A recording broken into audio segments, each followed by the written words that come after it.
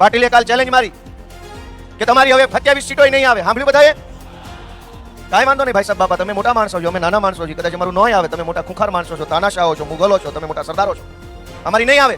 પણ મારે પાટીલને કેવું છે કે એવી ચેલેન્જ કેમ ન મારી કે પોણા સુરતની અંદર ફાઇલવાળા મકાન છે ને એક ચપટીમાં દસ્તાવેજ કરાવી દે છે, એવી ચેલેન્જ મારવી હતી ને.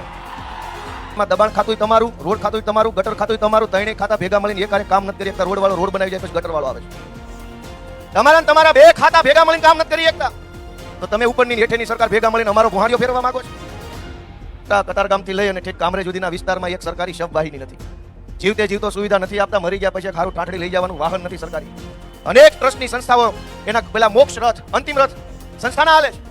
આપણે મરી જાય તો આપણી લાશ લઈ જવાનો ખટારો આ સરકાર પાસે નથી. વાત કરે છે વિકાસની. તો આપણે નાની દુકાન કરી હોય તો કોક આપણું બૂચ મારીને વહી જાય, રિલાયન્સના માલિક થઈ જાય કોઈ પાવલીની બૂચ મારી શકે? આ તો અમારી પાર્ટી નાની છે એટલે ભાજપવાળા દબાઈ જાય છે અમારા માણસોને. એકવાર દબાવો, હાવણો કરો પાર્ટી મોટી, પછી અમે જોઈએ કોણ પાણી આલો છે અહીંયા. આ તો નાની પાર્ટી છે એટલે અમારા માણસોને દબાવે, પોલીસ મોકલીને, એલસીબી, ક્રાઇમ બ્રાન્ચ, ગુંડા, બુટલેગર આવે. નાની પાર્ટી એટલે દબાવો છો ને. જેથી તેમ બધા હાવણો દબાઈને અમારી પાર્ટી મોટી કરીને તે દિવસે જોજો ભાજપવાળાને મોઢા અંતરવાની જગ્યા નહીં મળે જાય. આમ આદમી પાર્ટી ઉપર હમણાં ભાજપવાળા આરોપ લગાવ્યો છે કરોડો રૂપિયાનો હવાલો પાડી દીધો છે. અને ક્રાઇમ બ્રાન્ચમાં બે ચાર એના દલાલ છે ભાજપના. દરેક ક્રાઇમ બ્રાન્ચમાં બે પાંચ દલ્લાઓ રાખેલા છે. એ હર્ષસંઘવીની ગુલામી કરે છે મેડલ માટે, પણ એને મેડલ ગોપાલભાઈ ઇટાલી આપશે. એ દલ્લાઓને મેડલ માનની ગોપાલભાઈ ઇટાલિયાના વરદ હસ્તે આપવામાં આવશે સુદામા ચોકની અંદર. તમે જેથી મારી સરકાર બનાવો તે દિવસે દોસ્તો.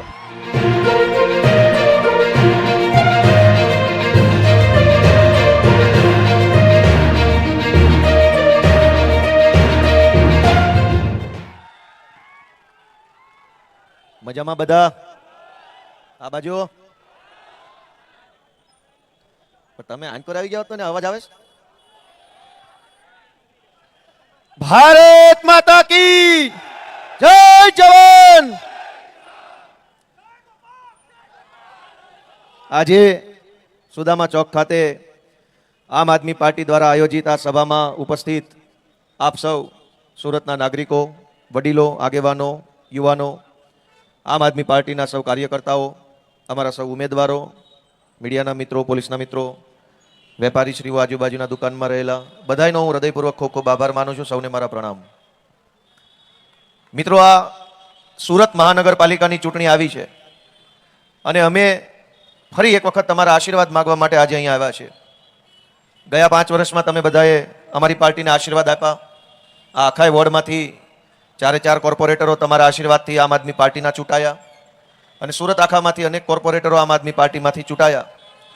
અને અહીંથી જે શરૂઆત થઈ એ આખા ગુજરાતમાં આમ આદમી પાર્ટીની પહોંચી અને તમારા આશીર્વાદના કારણે આમ આદમી પાર્ટી ગુજરાતમાં મોટી બની. આમ આદમી પાર્ટી ખૂબ આગળ વધી અને પાર્ટી મોટી થવાના કારણે વિસાવદર, ભેસાણ અને જુનાગઢના લોકોએ મને પણ ધારાસભ્ય તરીકે આશીર્વાદ આપી અને કામ કરવાની તક આપી. દોસ્તો, આ ચૂંટણી સ્થાનિક સ્વરાજ્યની ચૂંટણી છે. એટલે આપણા આ સ્થાનિક વિસ્તારની અંદર શું થશે, આ શહેરમાં શું થશે, કેવી વ્યવસ્થા, કેવી સુવિધા હશે, એને લગતી આ ચૂંટણી છે. અને એટલે મારે આજે આમ કોઈ રાજકીય વાત કરવી નથી, કેમ કે હું પોતે અહીંયા રહું છું. એટલે જે તમે જોવો છો એ રોજ હું જોઉં છું. અને એટલે એક સમજવા જેવી વાત કરવી છે કે ભાજપવાળા 30 વર્ષથી આ સુરતમાં જીતતા આવ્યા છે. અમારો વારો વિપક્ષમાં આવ્યો, પણ 30 વર્ષથી અમદાવાદમાં, રાજકોટમાં, સુરતમાં, ભાવનગરમાં, જુનાગઢમાં, જામનગરમાં અને સુરતમાં 30 વર્ષ થઈ ગયા ભાજપની મહાનગરપાલિકાની બોડી બને છે, મેયર બને છે. 30 વર્ષ સુધી રાજ્ય સરકાર એમની, કોર્પોરેશન એમની. એ પછી પણ ગુજરાતનું એક પણ શહેર એવું નથી કે આપણે એમ કહી શકીએ કે આ મોડેલ શહેર ગણી શકાશે, આ વિશ્વ કક્ષાની સુવિધાવાળું શહેર છે. ધરાઈને ટેક્સ લીધો છે આપણા બધા પાસેથી. પૈસા લેવામાં કોઈ બાકી નથી રાખ્યું. દરેક પ્રકારના પૈસા જનતા પાસેથી આ ભાજપની સરકાર લઈ જાય છે. અને બદલામાં આપણને શું મળે છે? કોઈ પણ પ્રકારની સુવિધા આપણને જનતા તરીકે મળતી નથી. અને એટલે આ વખતે તમે અમને એવા આશીર્વાદ આપો કે આમ આદમી પાર્ટીની સરકાર સુરત કોર્પોરેશનમાં બને અને આ સુરતને વિશ્વ કક્ષાના શહેર તરીકે તમારા આશીર્વાદથી આ ભણેલા ગણેલા યુવાનો બનાવે, એવી મારી લાગણી હું મોટા વરાછાના લોકો સમક્ષ વ્યક્ત કરું છું. દોસ્તો, કોઈ પણ કામ હોય તો એ આયોજનથી નક્કી થાય. આ પેન્ટ બનાવવું હોય તો આયોજન બને કે આખા કાપડમાંથી કઈ બાજુ કાતર મારવી તો કેવા પ્રકારનું પેન્ટ બનશે. મકાન આયોજનથી બને, ઘર આયોજનથી બને, છોકરાને ક્યાં ભણાવવા, શું ભણાવવા, ક્યારે ભણાવવા એનું પણ આયોજન હોય છે. પણ આ સુરતની અંદર કે આખા ગુજરાતમાં ભાજપના રાજમાં શહેર બનાવવાનું કોઈ આયોજન ક્યાંય કોઈની પાસે છે નહીં. મન ફાવે એ રીતે શહેર મોટું થયા કરે છે. કોઈ રોડનું આયોજન નહીં, ગટરનું આયોજન નહીં, પાણીનું આયોજન નહીં, બગીચાનું આયોજન નહીં, શાળાનું આયોજન નહીં, દવાખાનાનું આયોજન નહીં, ટ્રાફિક મેનેજમેન્ટનું આયોજન નહીં. કોર્પોરેશનમાં બેઠેલા અધિકારીઓ અને ભાજપના નેતાઓ એ બે પૈસા ખાઈ જાય અને મન ફાવે એ દિશામાં મન ફાવે એવી રીતે સુરત મોટું થતું રહ્યું છે. અત્યાર સુધી એવી ઘટના બની. એક એવો રોડ નથી કે જે રોડ ઉપર ફરવા જવાનું મન થાય. દોસ્તો, આયોજન વગર આમનામ શહેર આગળ વધતું રહેશે. શહેર આમનામ આગળ વધતું રહેશે તો કેવી રીતે આપણે સારી રીતે જીવી શકશું? તમે આ રોડનો દાખલો લઈ લો, જે રોડ ઉપર આપણે સભા કરી રહ્યા છે. જે દિવસે ટીપી પડી હશે, 40% જમીન કપાત લીધી, એ 40% જમીનમાંથી 20% જમીનમાં રોડ રસ્તા બનાવવાના હોય, 20% જમીનમાં શાળા, બાગ બગીચા, fire station, library, swimming pool, police સ્ટેશનો, દવાખાના, આ બધું બીજી 20% જમીનમાં બનાવવાનું હોય. આ પોતે આ રોડની હાલત જોવો. આમાં સર્વિસ રોડ છે કે સર્વિસ રોડ નથી એ જ ખબર પડતી નથી. કોઈ આયોજન નથી આમની પાસે. માત્ર પૈસા ખાય અને મન ભાવે એવા બિલ્ડિંગો મન ભાવે એવી જગ્યાએ ઊભા કરી દે. અને ભોગવવાનું કોને? આપણે ભોગવવું પડે છે. લાખો રૂપિયાનો ખર્ચો કરીને એક મકાન લીધું હોય, ગાડી મૂકવાની પાર્કિંગની જગ્યા નથી હોતી. આ જ રોડ ઉપર આ રોડને સર્વિસ રોડો બે સાઈડ બનાવ્યા, પણ સર્વિસ રોડ તરીકે આપણે કામમાં નથી લઈ શકતા. કેમ? કેમ કે આ બિલ્ડિંગો જે કાંઈ બન્યા એમાં કોઈ પાર્કિંગ મૂક્યું જ નથી. પાર્કિંગ વગરના બિલ્ડિંગો બની ગયા, એના પૈસા અધિકારી કમાણા. પાર્કિંગ વગરના બિલ્ડિંગો બની ગયા, નેતા પૈસા કમાણા. અને આખી જિંદગી હેરાન કોને થવાનું? આ મોટા વરાછામાં જે રહે છે એ બધા 12 માસ જીવે ત્યાં સુધી હેરાન થવાનું. આવું આયોજન વગરનું શહેર કોણ બનાવે? ભાજપવાળા એટલો બધો ભ્રષ્ટાચાર કરે છે, એટલો બધો ભ્રષ્ટાચાર કરે છે કે આપણે ગમે એટલી મહેનત મજૂરી કરીએ પણ એક સારું સુંદર શહેર આપણે જોઈ નથી શકતા. આપણે અહીં મોટા વરાછામાંથી અનેક છોકરાઓ વિદેશ ગયા હશે, દુબઈ ગયા હશે, સિંગાપોર ગયા હશે, અમેરિકામાં રહે છે, રશિયામાં જાય છે, ઓસ્ટ્રેલિયા, બધે જ આપણા છોકરા જાય છે. દુનિયામાં કેવા કેવા શહેરો બનાવેલા છે. અને દુબઈ ગયા હશે એને ખબર હશે કે આખું રણ છે, રણ રેગિસ્તાન, આખું દુબઈ રણ છે, ક્યાંય જમીન નથી. રણની અંદર એવું શહેર બનાવ્યું દુબઈની સરકારે કે એકનો એક શર્ટ 10 દિવસ સુધી પહેરો તો એમાંથી દુર્ગંધ ન આવે, ધૂળ ન ચોંટી હોય તમારા શર્ટ પર. એવો ને એવો 10 દિવસ સુધી શર્ટ હોય. મારી વાત સાચી છે કે ખોટી? દુબઈ ગયા હોય કયો ભાઈ, વાત સાચી છે કે ખોટી? દુબઈની અંદર આલિશાન શહેર બનાવી શકાય તો આ સુરતને કેમ ન બનાવી શકાય? પૈસા તો સરકાર પાસે છે જ, સત્તા છે, પૈસા છે, નેતા છે, તો પછી એક સારું શહેર કેમ નથી બનતું? કેમ કે સત્તા છે, પૈસા છે, નેતા છે, પણ દાનત કોઈની નથી કામ કરવાની, એટલા માટે કામ નથી થતું દોસ્તો. અને જો દાનત જ ન હોય તો ગમે તેટલી વખત મત આપો કેવી રીતે કામ થાય? આજ મોટા શહેરોની સૌથી મોટી સમસ્યા શું છે કે આપણે ગામડેથી અહીં સુરત એટલા માટે આવ્યા હતા કે ગામડે સુવિધા નહોતી.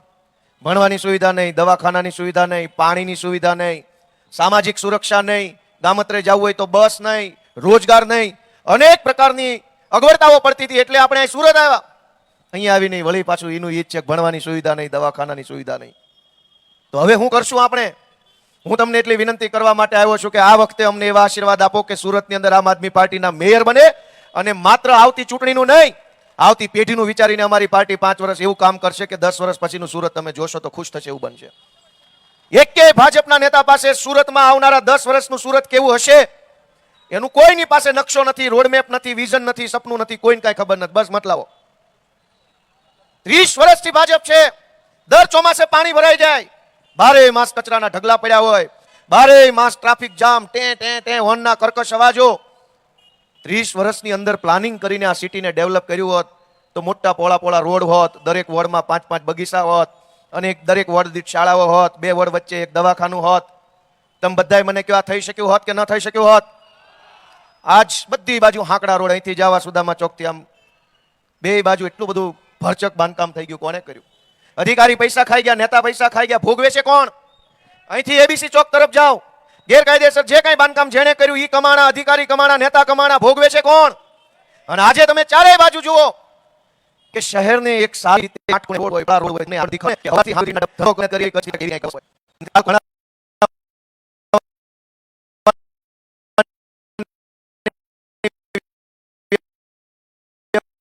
વ્યવસ્થા નથી. ઘરની નજીક શાળા તો હોય પણ એ પ્રાઇવેટ હોય, એમાં પૈસા ભરવાની સગવડ ન હોય. અને પ્રાઇવેટ શાળામાં એક વસ્તુ જુઓ, હું તો ઘણીવાર માર્ક કરું છું, આ વખતે હું વિધાનસભામાં બોલ્યો હતો પણ શિક્ષણ મંત્રીને મારી વાત સમજાણી નહીં. મેં એને એમ કીધું કે સ્કૂલ બસો જે આવે છે, કોઈ પણ સ્કૂલની અડધા વાન આવે છે, અડધી બસો આવે છે, અડધી બીજી બસો આવે છે. પહેલો છોકરો જેને સ્કૂલમાંથી બેહાડે જે ઘરેથી, પછી બધા છોકરાને લેવા જાય એટલે 1.5-2 કલાકની સ્કૂલ ખાલી છોકરા ભેગા કરવામાં ફરે. અને પછી બધા છોકરા ભેગા કરીને ક્યાંની ક્યાંય એ બસ જાય ને ત્યાં સુધીમાં છોકરા ભણે એવા નથી રહેતા, લંઘાઈ જાય છે અંદર ને અંદર. આખા છોકરા તો એટલા બધા થાકી જાય કે ભણે એવા ન રહે. અને ભણીને પાછા આવે ત્યારે પહેલો છોકરો ઉતારે છેલ્લો ઉતારે ત્યાં સુધી ટ્રાફિકમાં બસ આમ આમ આમ આમ ફર ફર ફર ફર કરે ને છોકરા કોથળા જેવા થઈ જાય છે. મારી વાત સાચી છે કે ખોટી? ભણવા જાય ત્યારે થાકીને જાય, ભણીને આવે ત્યારે થાકીને આવે. આ પાટીલને કે આ સંઘવીને સજ્જય શરમ નથી કે ઘરની નજીકમાં એક શાળા ખોલું. એને મત જોતા છે, 30 વર્ષથી એમને મત મળ્યા છે, હજુ એમને જોતા છે. એમને આપણા છોકરાની ચિંતા નથી દેખાતી. ઘરની નજીકમાં એક શાળા ખોલી દીધી હોત તો છોકરા આવી રીતે કોથળા જેવા ન થઈ જાત. સ્કૂલના વાનની અંદર ગેસની ટાંકીઓ પર છોકરાએ બેસીને ભણવા કેમ જવું પડે? વાતું તો વડાપ્રધાન એવી કરે છે કે વિશ્વગુરુ બનાવું, અને છોકરા ભણવા જાય ત્યારે ઓલી ઇકો વાનની પાછળ જે સીએનજી ગેસની ટાંકી હોય એની ઉપર બેઠા હોય. કેવી રીતે વિશ્વગુરુ બનશે ગેસની ટાંકી પર બેસીને? અને ભાજપના કયા નેતાના છોકરા ગેસની ટાંકીઓ પર બેસીને ભણવા જાય? 40% જમીન બધે કપાતમાં ભાજપવાળા લઈ લે છે, પછી એના મળતિયાઓને મફતના ભાવે વેચી દે છે. અને જે જમીન સ્કૂલ બનાવવા માટે કાપી હોય એ જમીન પર સ્કૂલ નથી બનતી ને ભાજપના નેતાનું કોમર્શિયલ કોમ્પ્લેક્સ બની જાય છે. અને પછી પ્રાઇવેટ શાળા બને. હમણાં એક વિડીયો વાયરલ થતો, કોઈ પબ્લિકે ભાજપવાળા પ્રચાર કરતા હતા, પૂછ્યું કે અમારા છોકરાને એડમિશન નથી મળતા. તો પહેલા એ કીધું કે શાળા નથી. તો માણસે વિડીયોમાં પૂછ્યું નવી બનાવો, તો ભાજપવાળાએ કીધું જમીન જ નથી શાળા બનાવવા. તો 40% જમીન જે કપાતમાં મેળવી એ ક્યાં ગઈ? દોસ્તો, આપણી પીડા કોઈને નથી દેખાતી, આપણા બાળકોની પીડા કોઈને નથી દેખાતી. હું તો તમારા નાના ભાઈ તરીકે માંગણી કરવા આવ્યો છું કે એક તક અમને આપો, મેયર બનાવવાની તક આ વખતે તમે બધા ભેગા મળીને હાવણો દબાવીને આપો. પાટીલે કાલ ચેલેન્જ મારી કે તમારી હવે 27 સીટો નહીં આવે. સાંભળ્યું બધાએ? કાંઈ વાંધો નહીં ભાઈ સાહેબ બાપા, તમે મોટા માણસો છો, અમે નાના માણસો છીએ, કદાચ અમારું નહીં આવે. તમે મોટા ખુખાર માણસો છો, તાનાશાહો છો, મુગલો છો, તમે મોટા સરદારો છો, અમારી નહીં આવે. પણ મારે પાટીલને કહેવું છે કે એવી ચેલેન્જ કેમ ન મારી કે પોણા સુરતની અંદર ફાઇલોવાળા મકાન છે ને એક ચપટીમાં દસ્તાવેજ કરાવી દે છે? એવી ચેલેન્જ મારવી હતી ને. એવી ચેલેન્જ કેમ ન મારી પાટીલે? અમારી સીટ નહીં આવે. અરે ભાઈ નહીં આવે તો અમે નાના માણસો છીએ, ધંધો કરી લેશું, મજૂરી કરી લેશું. આ કે અમારા બાપાની પેઢીઓ છે, હાંકવી જ પડે. પણ તમારી સીટો આટલા વર્ષથી આવી અને હજુ જો કદાચ આવે તો સરથાણામાં, પૂર્ણામાં, કરંજમાં, કતારગામમાં, વરાછા રોડ ઉપર હજારો લોકો ફાઇલોવાળા મકાનમાં રહે છે. તમારા પાપે, ભાજપના પાપે. પાટીલ અને સંઘવીએ સુદામા ચોક પર ઉભા રહીને ચપટી વગાડીને કેવું જોઈએ કે 1 કલાકમાં બધા મકાનના દસ્તાવેજ હાથમાં આપી દઈશ. પણ નહીં થાય. પાટીલથી નહીં થાય કામ, સંઘવીથી નહીં થાય. કેમ કે એ કરોડપતિ માણસો છે, આપણે નાના માણસો છીએ. આપણી પીડા એને ન દેખાય કોઈ દિવસ. અમને ચેલેન્જ મારી કે તમારી પાર્ટી નહીં જીતી શકે. કાંઈ વાંધો નહીં બાપા, અમે નાના માણસો નહીં જીતીએ, પણ તમે જીતી જશો તો દરેક વોર્ડ દીઠ એક સારામાં સારી શાળા બનાવશો. આમ ચપટી વગાડીને ચેલેન્જ સાથે નહીં બનાવી શકો. કહેવું તું પાટીલ અને સંઘવી વરાછામાં ઉભા રહીને કે જો આ ભાજપ જીતે તો દરેક વોર્ડની અંદર ઇન્ટરનેશનલ સ્ટાન્ડર્ડનું ઇન્ફ્રાસ્ટ્રક્ચર ધરાવતી એક સરકારી શાળા બનાવશે, એમ બોલવું તું આવશું. અને જે આપણા દીકરા દીકરીઓ આ વરાછામાં રહી કમ્પ્યુટર એન્જિનિયરિંગ, સોફ્ટવેર ડેવલપિંગનું કામ કરે છે એને વર્લ્ડ ક્લાસ ઇન્ફ્રાસ્ટ્રક્ચર પૂરું પાડી અને આઈટી હબ બનાવવાનું કામ મોટા વરાછામાં કરશે. કેમ એ કઈ ભાજપ વાળો નથી બોલતો? સરકાર આજે તમારી છે બનાવવા આઈટી હબ. ઉમરા વેલંજામાં ઘણી સરકારી જમીનો પડી છે, કઠોરમાં બધે જ 50 કરોડના 100 કરોડના ખર્ચે બનાવવા આઈટી પાર્ક. આપણા છોકરામાં ઘણી ટેલેન્ટ છે, ધારે એવી વેબસાઇટ બનાવે, ગેમ બનાવે, સોફ્ટવેરો બનાવે, અનેક વસ્તુ આપણા છોકરાઓ અહીં વરાછામાં બેસીને બનાવે છે. પણ આ મોંઘા મોંઘા કોમ્પ્લેક્સોમાં દુકાનો ખરીદવાની શક્તિ આપણા બાળકો પાસે ન હોય, ભણવામાં પૈસા વપરાઈ જાય, પછી ઓફિસ કરવાના પૈસા ન હોય, તો ભાજપ વાળાને એકેયને એવું નથી પૂછતું કે તમારા છોકરા માટે અમે આઈટી પાર્ક બનાવી દઈશું. આ સર્કલ ઉપર ઠોઠિયા જેવું કોમર્શિયલ બિલ્ડિંગ બનાવ્યું છે. અહીંથી અહીં સીધા જાવના ખૂણા ઉપર ક્યાં ટેકનોલોજી પહોંચી, કેવા કેવા એલિવેશન, કેવી કેવી સિવિલ ડિઝાઇનો, સિવિલ એન્જિનિયરિંગમાં કેવી કેવી સ્ટ્રક્ચર આવ્યા મકાનોના. જીવનમાં એકવાર કોમ્પ્લેક્સ બનાવવાના, એમની ડિઝાઇન જોવો, એમનું કામ જોવો. 10 વર્ષ પછી તોડવું પડે એવા પ્રકારના બિલ્ડિંગો બનાવે છે. હોય તો એવું કે ભાઈ અમને અને અમે આમ આદમી પાર્ટી, આ તમારો છોકરો ગોપાલભાઈ વિઝન લઈને આવ્યા છે કે તમે અમને સત્તા સોંપો તો ઘણું કામ કરવું છે. આ સુરત છે એ વિશ્વ કક્ષાનું શહેર બનવું જોઈએ. અહીંના હીરા એ આખી દુનિયામાં વેચાય છે, દુનિયાના તમામ દેશોમાં હીરા વેચાય છે. હીરાના કારણે આપણા કાઠિયાવાડના માણસો દુનિયાના બધા દેશમાં પહોંચ્યા, હોંગકોંગ પહોંચ્યા, ચાઇના પહોંચ્યા, સ્વિટ્ઝરલેન્ડ પહોંચ્યા, રશિયાની અંદર જાય છે હીરા લેવા વેચવા માટે, અમેરિકા જાય છે, દુબઈ. એ બધા દુનિયાના દેશો કેવા છે? ન્યાય સરકાર છે, ન્યાય જનતાના ટેક્સથી હાલે છે, ન્યાય જનતાના ટેક્સથી કામ થાય છે. તો એ સરકારમાં આ સરકારમાં ફરક શું છે? ત્યાં થોડાક ભણેલા છે ને હાવ ઠોઠિયા છે ને, એટલો જ ફરક છે. ન્યાય જનતા ટેક્સ આપે છે. દુબઈમાં કોણ ટેક્સ આપે છે? જનતા. હોંગકોંગમાં કોણ ટેક્સ આપે છે? જનતા. જનતા અહીંયા ટેક્સ આપે, જનતા ન્યાય ટેક્સ આપે. ન્યાય સરકારમાં ભણેલા માણા બેઠા છે. તો હોંગકોંગ જોવો ને સુરત જોવો. અહીં ટેક્સટાઇલનો વેપાર વિશ્વ કક્ષાનો વેપાર છે. અહીંનું કપડું, અહીંની સાડી, અહીંનું ઘણી વસ્તુઓ દુનિયાભરમાં વેચાય. પણ દુનિયાભરમાં આપણું કપડું વેચાય, પણ આ શહેરની હાલત જુઓ. એક રોડ તમને કાંઠ ખૂણે ન જોવા મળે. છેક રેલવે સ્ટેશનથી ચાલુ કરીને સરથાણા સુધી આવો મેઇન રોડ સુરતનો, ક્યાંય 4 રસ્તા નથી, માત્ર 3 રસ્તા જ છે. તમે જોઈ લો. ક્યાંય 4 રસ્તા હોય તો કયો? માનગઢ ચોકે 3 રસ્તા છે, કાપોદ્રામાં 3 રસ્તા છે. આ શહેરનું પ્લાનિંગ કોણે કર્યું? ક્યાંય એક ચોકડી ન પડી. અને આજે જોવો ક્યાંય ચોકડી નથી પડતી. 30 વર્ષથી સરકાર ચલાવે છે, શહેર બનાવવા નીકળ્યા છે, ક્યાંય ચોકડી પડતી નથી, ગટરના ઢાંકણાના રોડનો મેળ પડતો નથી, હજુ મત જોતા છે. 30 વર્ષ થઈ ગયા. દોસ્તો, હું તો તમને વિનંતી કરવા આવ્યો છું કે અમે હારી જઈએ તો એમાં કઈ બહુ બીજું કઈ નુકસાન નથી. હારવાનું હવે તમે ઘડાઈ ગયા છે. હારવાનું જીતવાનું બે વસ્તુથી ઘડાઈ ગયા. પણ આપણા બાળકોનું ભવિષ્ય ન હારી જાય ને એ માટે તમે હાવણાના નિશાન ઉપર મત આપો એવી હું તમને વિનંતી કરવા માટે આવ્યો છું. અને આ લોકો શું કહે છે કે ઉપર અમારી સરકાર, એની ઉપર અમારી સરકાર, અહીંયા અમારી લાવો તો બધું એક હરખું થઈ જાય તો હરખું કામ થાય. કહે છે કે નહીં આવું? કે રાજ્યમાં ભાજપ, કેન્દ્રમાં ભાજપ તો સુરતમાં ભાજપ, એવું લાવો તો કામ થાય. હવે રાજ્યમાં કેન્દ્રમાં ભાજપ હોય કે ન હોય, કોર્પોરેશનમાં દબાણ ખાતું તમારું, રોડ ખાતું તમારું, ગટર ખાતું તમારું, ત્રણેય ખાતા ભેગા મળીને એક હારે કામ નથી કરી શકતા. રોડ વાળો રોડ બનાવી જાય પછી ગટર વાળો આવે છે. તમારા ને તમારા બે ખાતા ભેગા મળીને કામ નથી કરી શકતા તો તમે ઉપરની હેઠેની સરકાર ભેગા મળીને અમારો ભોહાડીઓ ફેરવા માંગો છો. ઉપર તમારું હેઠે તમારું, એટલે તમારે અમને ગળા પપ્પા દેવા છે. મિત્રો, જરાક વિચારો આપણા શહેર વિશે કે આટલી મહેનત કરીએ, મજૂરી કરીએ અને 2 પૈસા કમાયા પછી એક સારું શહેર તો આપણને મળવું જોઈએ કે ન મળવું જોઈએ? તમે વિચારો કે એક સારું શહેર તો જોઈએ ને. આજ ગાડીઓ મૂકવાના ડખામાં કેટલી જગ્યાએ બાંધણા થાય છે. સોસાયટીના કેમ્પસમાં ગાડીઓ મૂકવાની જગ્યા નથી. સરકાર ધારે, કોર્પોરેશનના માણસો ધારે તો નવું બિલ્ડિંગ બનતું હોય ત્યારે જ સરકારી માણસો મૂકીને માર્જિનની જગ્યામાં 1 ફૂટ જો ઓછું માર્જિન છોડ્યું હોય તો રોકાવી શકે. પણ આ લોકો નથી રોકાવતા. અનેક બિલ્ડિંગો બને, કોઈ જગ્યાએ માર્જિનની જગ્યા મૂકવી નહીં. કોમન પ્લોટ વેચી નાખે, ભોયરામાં દુકાનો બનાવી નાખે, લઈ જ લો, કાંઈ મૂકતા જ નહીં. અને એ બધું જ પૈસા બનાવીને કોણ વયો જાય? અધિકારી ને નેતા. તમારા કોમર્શિયલ કોમ્પ્લેક્સના બેઝમેન્ટમાં દુકાનો બની જાય, પાર્કિંગમાં દુકાનો બની જાય, સોસાયટીના કોમન પ્લોટમાં દુકાનો બની જાય. આખી જિંદગી મહેનત કરીને 50 લાખનો ફ્લેટ લીધો હોય, એમાં એક કોમન પ્લોટ નો વધવા દીધો હોય તો ક્યાં જઈને કહેવાનું? ક્યાં જઈને કહેવાનું? કોને કહેવાનું? એટલે હું કહું છું કે વાત માત્ર રોડ ને ગટર ને ઢાંકણા ને કૂતરા મરી ગયા, ઝાડવા કપાઈ ગયા એ નથી. વાત એમ છે કે આવનારા 10 વર્ષનું સુરત પ્લાનિંગ સાથે, નકશા સાથે, વ્યવસ્થિત આયોજન સાથે કોણ બનાવશે? તમારું મન એમ કે ભણેલા ગણેલા યુવાનો બનાવશે તો અમે હાવણો લઈને આવ્યા. તમારી પાસે હાવણાનું બટન બધા દબાઈ દેજો. આ ભાજપવાળાથી નહીં થાય. મેયર દર વખતે એમના હોય. અહીં અમરોલીમાં ઓલો છોકરો ગટરના ઢાંકણામાં પડી ગયો, ગુજરી ગયો અને કોઈ આજ દિવસ સુધી ન્યાય ન અપાઈ શક્યું. પાટીલે એને ચેલેન્જ મારવી હતી ને, અમને હરાઈ દો, એમાં હું નવાઈ છે ભાઈ? અમે નાના માણસો છે, તમે મોટા મોટા કદાવર માણસો છો, પૈસાવાળા છો, શક્તિશાળી છો, તમે અમને હરાવી દો, એમાં નવાઈ નથી. પણ ઈશ્વરે તમને શક્તિ આપી હોય તો એ છોકરો જે ખાડામાં પડીને મરી ગયો ને એને ન્યાય અપાવો તો માનું કે તમે શક્તિશાળી માણસો છો. તમારી શક્તિનો ઉપયોગ લોકોની સેવામાં કરો. અને આપણી હિન્દુ પરંપરા તો શું કહે છે? આપણી સનાતન હિન્દુ પરંપરાનો સિદ્ધાંત છે કે જે માણસ પૈસા કમાય જીવનમાં એ પરબ બંધાવે, પૈસા કમાય એ હોસ્ટેલું બનાવડાવે, પૈસા કમાય એ સમાજની વાડીઓ બનાવડાવે, પૈસા કમાય એ માણસ દવાખાના ખોલાવડાવે. વાત સાચી છે ખોટી? જે માણસના હાથમાં પૈસા અને શક્તિ આવે એ આપણી પરંપરા પ્રમાણે સમાજ માટે કંઈક બનાવતો હોય છે. ભાજપના હાથમાં પણ પૈસા અને સત્તા આવી. એણે શું કર્યું? વિરોધ પક્ષના ઉમેદવારો ખરીદવાનું પૈસા વાપર્યા. ભાઈ, તમને ઈશ્વરે પૈસા આપ્યા તો નિશાળ બનાવી હતી, દવાખાના બનાવવા હતા. અવડા મોટા કતારગામથી લઈ અને ઠેઠ કામરેજ સુધીના વિસ્તારમાં એક સરકારી શબવાહિની નથી. જીવતે જીવતો સુવિધા નથી આપતા. મરી ગયા પછી ખારું ઠાઠડી લઈ જવાનું વાહન નથી સરકારી. અનેક ટ્રસ્ટની સંસ્થાઓ એના પેલા મોક્ષ રથ, અંતિમ રથ સંસ્થાના હાલે છે. આપણે મરી જાય તો આપણી લાશ લઈ જવાનો ખટારો આ સરકાર પાસે નથી. વાત કરે છે વિકાસની, મહણિયા નથી. જાહેર સ્ટેજ ઉપરથી આવું બોલતા આપણને તો શરમ આવે કે માણસ મરી જાય તો ક્યાં ઠેઠ બાળવા લઈ જાવ, થોડુંક નજીકમાં કંઈક બાળવાના ઠેકાણા નથી. આ તો મોત સુધરે નહીં. ક્યારે વિકાસ થશે?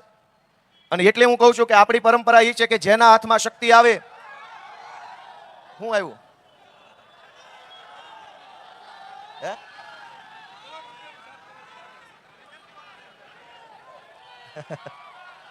જેના હાથમાં શક્તિ આવે, જેના હાથમાં પૈસા આવે, આપણી પરંપરા એમ કહે છે કે ઈ માણસે સમાજ માટે કામ કરવું જોઈએ. આ ભાજપના હાથમાં પૈસા આવ્યા, સત્તા આવી, એનો ઉપયોગ લોકશાહી ખતમ કરવા માટે કર્યો, એનો ઉપયોગ વિરોધ પક્ષોને તોડી નાખવા માટે કર્યો. મારે બહુ દુઃખ સાથે કહેવું પડે છે કે અમારી હારે ત્યાં 2 નંબરના વોર્ડમાં દાદાગીરી થઈ. અમારા 2-3 માણસોને લોભ લાલચ ડરમાં નાખીને લઈ ગયા. અમને બહુ દુઃખ લાગ્યું એ વાતનું. પણ મુદ્દો એ છે, અમને ઘણાએ કીધું કે તમારા માણસો વયા જાય છે, વયા જાય છે, વયા જાય છે. એ તો આપણે નાની દુકાન કરી હોય તો કોક આપણું બૂચ મારીને વહી જાય. રિલાયન્સના માલિક થઈ જાય કોઈ પાવલીનું બૂચ મારીએ કે? આ તો અમારી પાર્ટી નાની છે એટલે ભાજપ વાળા દબાઈ જાય છે અમારા માણસોને. એકવાર દબાવો હાવણો કરો પાર્ટી મોટી, પછી અમે જોઈએ કોણ પાણી આળો છે અહીંયા. આ તો નાની પાર્ટી છે એટલે અમારા માણસોને દબાવે, પોલીસ મોકલીને, એલસીબી, ક્રાઇમ બ્રાન્ચ, ગુંડા, બુટલેગર આવે. નાની પાર્ટી એટલે દબાવો છો ને. જેથી તેમ બધા હાવણો દબાઈને અમારી પાર્ટી મોટી કરીને તે દિવસે જોજો આ ભાજપ વાળાને મોઢા હંતાડવાની જગ્યા નહીં મળે ક્યાંય. અને શું કામ આવું કરે છે ભાઈ? તમે અમારા માણસોને ડરાવો, દબાવો, ધમકાવો, ગમે તેમ કરીને પ્રેશરમાં લઈ લો. દરેક માણસ ગોપાલભાઈ જેવો મક્કમ મનોબળનો ન હોય. આટલી શક્તિ, આટલો પાવર, આટલી તાકાત તમે લોકો માટે કેમ નથી વાપરતા? જનતાનું કામ કરવા કેમ નથી વાપરતા? દોસ્તો, મારી તમને વિનંતી છે, ઘણું સારું આ સુરતમાં થઈ શકે એમ છે.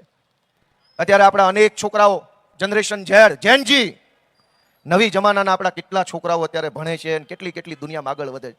નેતાઓ બાબા આદમના જમાનાના છે, છોકરા આપણા 21મી સદીના છે. ક્યાં હાંધો મારવા જાશો? ભાજપમાં પાટીલ, ભૂપેન્દ્રભાઈ, સંઘવી કયા જમાનાના નેતા છે ને તમારા છોકરા કયા જમાનામાં જવા ઈચ્છે છે? વિચાર તો કરો. તમારા છોકરાઓ, આપણા બાળકો, આપણા દીકરાઓ જે જમાનાના છે, જે પેઢીના છે, અમે ઈ પેઢીના નેતા છીએ. આપણા છોકરાઓ ક્યાં પહોંચવા ઈચ્છે છે, એમના સપના શું છે, એમની આશા શું છે, એમના વિચાર શું છે, એમને શું જોઈએ છે, એ અમને ખબર પડે. કેમ કે અમે ઈ પેઢીના છીએ, ઈ જમાનાના છીએ ને એવું ભણેલા છીએ. આ તો દર ચૂંટણી બાવડા ઝાલી સ્ટેજ પર ચડાવવા પડે એવા આવી જાય છે ચૂંટણીઓ લડવા. ક્યારે તમારા છોકરાનો વિચાર છે? આપણી નવી પેઢી તો કેટલું બધું બ્રોડ માઇન્ડેડ પેઢી છે, રિફોર્મેટિવ માઇન્ડ ધરાવે છે, પ્રોગ્રેસિવ માઇન્ડસેટના છોકરાઓ છે આપણા. એ દુનિયાભરની અંદર છવાઈ જવા માંગે છે. પણ એ આપણા છોકરાઓ દુનિયાભરની અંદર છવાઈ જાય એ માટે એને જે સુવિધા સુરતમાં જોઈએ, એ સુવિધા કેવી હોય એ કોઈ ભાજપના નેતાને ખબર નથી. અમને ખબર છે કે આપણા છોકરા માટે શું બનાવવું પડે. એક શાનદાર સ્પોર્ટ્સ કોમ્પ્લેક્સ બનાવવાની જરૂર છે. આપણા બધા છોકરાઓ રમત ગમત તરફ આગળ વધે છે. ચેસ રમે, badminton, hockey, volleyball, indoor, outdoor બધી રમત રમે. ક્યાં રમત ગમતનું ગ્રામણ રાજકારણનો અખાડો છે? બાજા કરો. સારી રમત રમવા માટે આપણા છોકરાઓનું શરીર મજબૂત બને, મન મજબૂત બને અને બહુ સારું રમે તો દેશનું, રાજ્યનું નામ રોશન કરે. એ માટે સ્પોર્ટ્સ કોમ્પ્લેક્સ અહીંયા વરાછામાં બને એવું કેમ એકેય ભાજપ વાળો નથી બોલતો? તમને હરાવી દેશું. ભાઈ, અમને હરાવી દેમાં હું મહાનતા છે? 500 કરોડના ખર્ચે ઇન્ટરનેશનલ સ્ટાન્ડર્ડનું સ્પોર્ટ્સ કોમ્પ્લેક્સ બનાવો તો માનું કે તું મુશાળો મરજ છો. બાકી શું છે? સરકાર તમારી છે, કરો ને ભાઈ. અમને હું કામ ચેલેન્જો આપો? અમે નાના માણસો છીએ, માંડ જીવીએ છીએ, જીવવા દો અમને. ચેલેન્જો મારવી હોય તો કામની ચેલેન્જ મારો. તમારી સરકાર છે, બે નહીં 3 એન્જિન છે. અને જો કે આ ડબલ એન્જિનની વાતમાં મને દમ નથી લાગતો. એક એન્જિન કામ કરતો હોય બીજું હું કામ લગાડવું પડે છે? બે એટલે લગાડ્યા છે કે બેમાંથી એકે હાલતા નથી, ડબ્બા ગાડી છે. એક એન્જિનથી કામ, કોઈની ગાડીમાં 2 એન્જિન છે ભાઈ? કયો કોઈની ગાડીમાં ક્યાંય 2 એન્જિન છે? કોઈ ન હોય. અને એકે ન થતું હોય તો બીજું આગળથી વાહેટ લગાડવું પડે. મિત્રો, આપણે બહુ બધું, હજુ ઘણું બધું કરવાનું બાકી છે. અમારી ઉપર, આમ આદમી પાર્ટી ઉપર હમણાં ભાજપ વાળા આરોપ લગાવ્યો કે કરોડો રૂપિયાનો હવાલો પાડી દીધો છે. અને ક્રાઇમ બ્રાન્ચમાં 2-4 એના દલાલ છે ભાજપના. દરેક ક્રાઇમ બ્રાન્ચમાં 2-5 દલ્લાઓ રાખેલા છે. એ હર્ષ સંઘવીની ગુલામી કરે છે મેડલ માટે, પણ એને મેડલ ગોપાલભાઈ ઇટાલિયા આપશે. એ દલ્લાઓને મેડલ માનની ગોપાલભાઈ ઇટાલિયાના વરદ હસ્તે આપવામાં આવશે સુદામા ચોકની અંદર. તમે જેથી મારી સરકાર બનાવો તે દિવસે દોસ્તો. એટલી હદે દલાલી હારી નહીં ભાઈ. 1 કરોડ રૂપિયાનો હવાલો પકડાનો છે. 1 કરોડ રૂપિયાનો હવાલો પકડાનો એવો આરોપ અમારા ઉપર ભાજપે લગાવ્યો છે. ભાજપના વોર્ડ લેવલના લંગરિયા વર્ષે 5-5 કરોડનું ગામનું કરી નાખે છે અને તમે અમારી આખી આમ આદમી પાર્ટી પર 1 કરોડનો આરોપ મૂક્યો. આખી રાષ્ટ્રીય આમ આદમી પાર્ટી 3 રાજ્યોની અંદર જેની પાસે ધારાસભ્યો છે, લોકસભામાં સભ્યો, રાજ્યસભામાં સભ્યો, એવડી મોટી પાર્ટી ઉપર 1 કરોડનો આરોપ. 5-10 કરોડનું તો મોટા વરાછાના ભાજપના લંગરિયાઓ કરી નાખે છે વર્ષે ગામનું બૂચ મારીને. આજ મોટા વરાછામાં વિદેશમાં વિઝા અપાવવાના બાને ભાજપના એક લુખાના છોકરાએ કરોડો રૂપિયાનું કરી નાખ્યું. અને તમે અમારી આખી પાર્ટી કે રાજ્યસભામાં સાંસદો, લોકસભામાં સાંસદો, ગોવામાં ધારાસભ્યો, પંજાબમાં ધારાસભ્યો, ગુજરાતમાં ધારાસભ્યો, દિલ્હીમાં ધારાસભ્યો વાળી પાર્ટી, કાશ્મીરમાં ધારાસભ્યો, એવડી મોટી પાર્ટી પર 1 કરોડનો આરોપ. શરમ આવવી જોઈએ. પણ હું તમને કહું છું કે આ અત્યારે બહુ ખરાબ સમય રાજનીતિનો હાલી રહ્યો છે. અમે બહુ હિંમત કરીને કામ કરીએ છીએ. કોઈ માંગતા નથી. આ ઈચ્છે છે સામે હોઈનો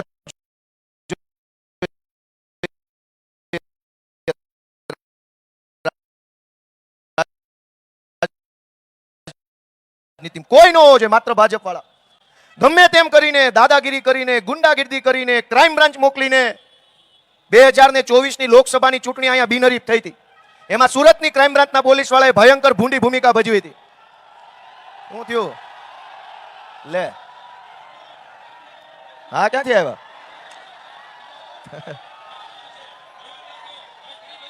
શું મુદ્દો છે આપણો? કઈ મુદ્દો જ નથી, એમ નામ નીકળ્યા. બોલો. પછી ગાડી મૂકીને આવો બધા સભામાં આવો. એ કે અમારે તમારી સભામાં આવું. આવો ને કાંઈ વાંધો નહીં, અમારે શું વાંધો. દોસ્તો, આ લોકોએ બે જ મુદ્દા મારે તમારી સમક્ષ મૂકવા છે છેલ્લા, કે આ લોકો કોઈ પણ રીતે લોકશાહીનું ખૂન કરવા માંગે છે અને કોઈ પણ સંજોગોમાં વિરોધ પક્ષો ન વધે, કોઈ પણ સંજોગોમાં જનતાનો અવાજ ઉઠાવનારા લોકો ન વધે, એના માટે થઈ અને કોઈ પણ પ્રકારે તાનાશાહી કરી અને વિરોધ પક્ષોને નાબૂદ કરવાનું કૃત્ય કેવી રીતે કરે છે. કે ખેડાની અંદર આ છાપામાં સમાચાર આવ્યા તે હું વાંચું છું.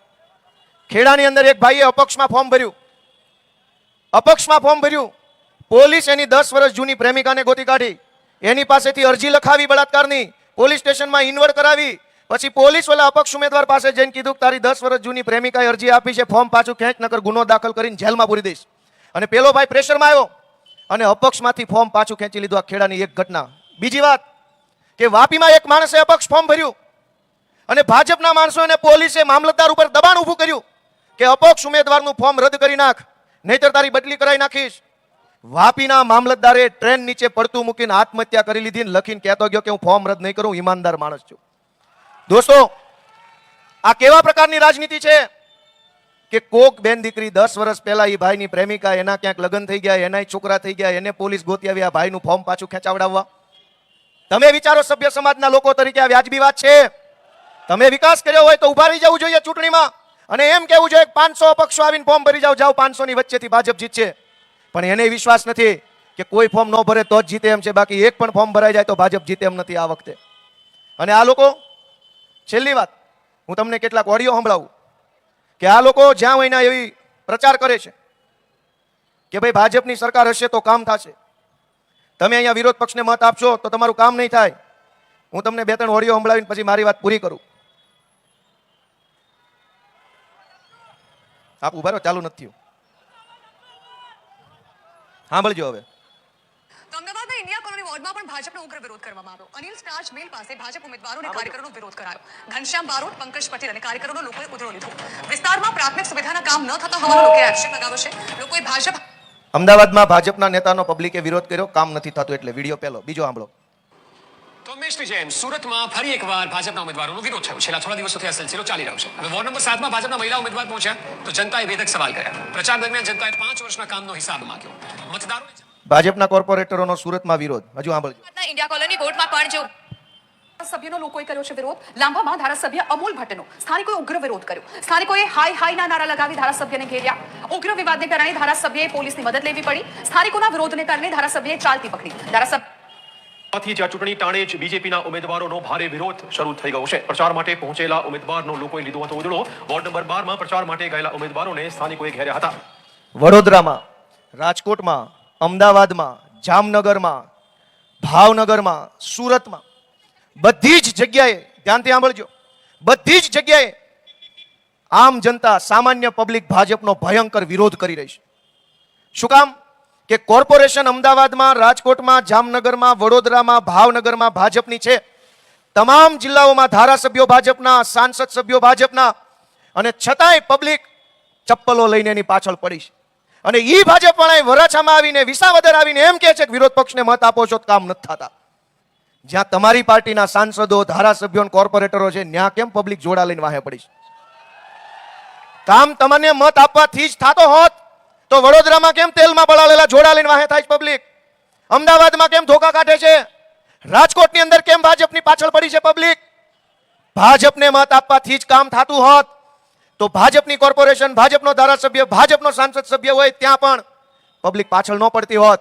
આ બધા જ સમાચારો મેં તમને એટલે સંભળાવ્યા કે આ તો આપણે અહીંયા વરાછામાં છીએ, વિસાવદરમાં, વિસાવદર ભેસાણમાં મને મત આપ્યો તો ભાજપ વાળા મેણા મારે છે કે વિપક્ષને મત આપો એટલે કામ નહીં થાય.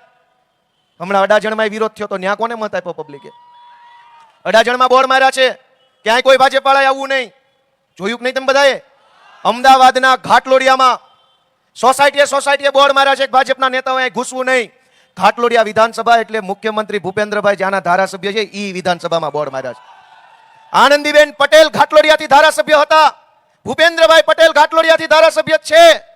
જ્યાંથી બે મુખ્યમંત્રી આવ્યા હોય ન્યાની પબ્લિકે બોર્ડ માર્યા છે કે અહીંયા આવતા નહીં, મહેરબાની કરીને તમે. દોસ્તો, કામ કરવા માટે સત્તા નહીં, દાનત જોઈએ, દાનત. જેની નિયત સાચી હોય, જેના વિચારો સારા હોય એ સત્તામાં હોય કે સત્તામાં ન હોય, કામ થાય ને થાય દોસ્તો, એનું કામ છે. અને કેવી રીતે કામ થાય એનો દાખલો આપું કે આ સુરતમાં ધોરણ 11 અને 12 ની સરકારી શાળાઓ વરાછાની અંદર ચાલુ કરાવડાવી દોસ્તો. મહાનગરપાલિકા સંચાલિત ધોરણ 11 અને ધોરણ 12 ની શાળાઓ અમદાવાદ કોર્પોરેશનમાં નથી, જામનગર કોર્પોરેશનમાં નથી, ગાંધીનગર કોર્પોરેશનમાં નથી, માત્ર સુરતમાં છે. શું કામ? કે 2 હાવણા બોથામાં મૂક્યા ને તો બુદ્ધિ ઠેકાણે આવી ગઈ હતી. મિત્રો, આ 40% જમીન કાપી જાય અને કરોડો રૂપિયાનો ભ્રષ્ટાચાર જે ભાજપ કરે છે, પછી જે પેલા પ્લોટ આવે એ અત્યાર સુધી એના મળતિયાને વેચી દેતા હતા. ભાજપના અનેક મોટા મોટા નેતાઓ હેતુફેર કરીને કોર્નરના પ્લોટ લઈને કાળી કમાણી કરીને અત્યારે દાનેશ્વરી કરણો બની ગયા છે. હેતુફેરો કરી લીધા, ખૂણાના પ્લોટ કુદાવીને કોર્નર પર આવ્યા, છેલ્લા પ્લોટ ખેડૂતોને આપ્યા, ગરીબ પબ્લિકને આપ્યા, મોકાના પ્લોટ પર એના મળતિયા આવ્યા. આ પ્લોટ વેચવાનો, હેતુફેર કરવાનો, પ્લોટ કુદાવવાનો ધંધો બેફામ હાલતો હતો. તમારા આશીર્વાદથી આમ આદમી પાર્ટી સુરતના વિરોધ પક્ષમાં આવી. હું તમને સુદામા ચોકથી કહી શકું છું કે છેલ્લા 5 વર્ષમાં સુરત મ્યુનિસિપલ કોર્પોરેશનનો એક પણ પ્લોટ અમે વેચાવા નથી દીધો, એક પણ પ્લોટ નથી વેચાવા દીધો. રાજકોટમાં પ્લોટ વેચવા કાઢ્યા, ગાંધીનગરમાં, અમદાવાદમાં, વડોદરાની અંદર જેટલા પ્લોટ ટીપીમાં 40% લેખે મળ્યા એ બધાય કોર્પોરેશન વાળાએ વેચીને ભાગ બટાઈ કરીને ખાઈ પીને વયા ગયા. પણ સુરતમાં તમારા આશીર્વાદ, હવે અમારો મેયર બેહાડો તો એ પ્લોટમાં નિશાળ બનાવવાનું અમારું એક સપનું છે દોસ્તો. તમારા આશીર્વાદથી સુરત મ્યુનિસિપલ કોર્પોરેશન દ્વારા આખા વરાછામાં બ્યુટિફિકેશન થયું. દોસ્તો, વિપક્ષમાં હતા, એટલું બધું લડાઈ ઝઘડો કરવો પડ્યો, એટલો બધો સંઘર્ષ કરવો પડ્યો, એટલી બધી તાકાત લગાવવી પડી. અમારા માણસોને જેલમાં પૂર્યા, અમારા માણસો પર FIRઓ થઈ, કેટલાક લોકોને ડરાવી લલચાવીને ભાજપમાં લીધા, અમારા પરિવારોને હેરાન કરવાની કોશિશ કરી.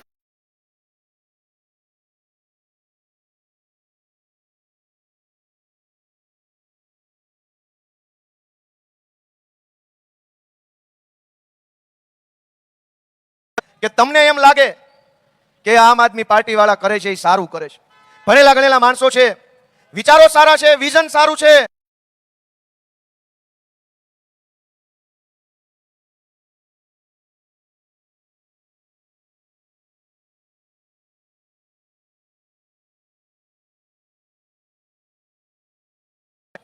હું આખા ગુજરાતમાં રખડું છું, મને બધા જોવે છે. કોઈ માણા ધારાસભ્ય બને ને એટલે 4 ડઝન MLA ગુજરાત લખેલા પાટિયાનો ઓર્ડર આપી દે. પછી એના તમારા મતમાં એ તાકાત છે કે જેના નામનું બટન દબાવો એની પેન પાવરફુલ થઈ જાય. તોય અત્યારે આપણે જે કમાવું પડે છે ને એના કરતા ઓછા કમાશું ને તોય સારું જીવન જીવી શકીએ ને એટલી વ્યવસ્થા છે અહીંયા. આ ભ્રષ્ટાચાર થાય છે એટલે ગમે એટલું કમાય તો પૂરું નથી પડતું, પૈસા ઘટ્યા જ કરે. શું કામ? ભ્રષ્ટાચાર જ એટલો બધો થઈ ગયો છે કે બધી જ વસ્તુમાં ભ્રષ્ટાચાર. હું તમને છેલ્લી એટલી વિનંતી કરું છું કે અમારી જે કાંઈ નાની મોટી ભૂલ થઈ હોય તો તમારા સંતાન ગણી, દીકરા ગણીને માફ કરજો. અમે લડાઈ નથી છોડી, અમારામાંથી કેટલાક લોકો છોડીને ગયા પણ અમે તો નથી છોડ્યું. અમારી હારે ખોટું થયું છે, અમે તમારી જેમ ભોગ બનનાર છીએ, અમે પણ પીડિત છીએ, જેમ તમે પીડિત એમ અમે પીડિત.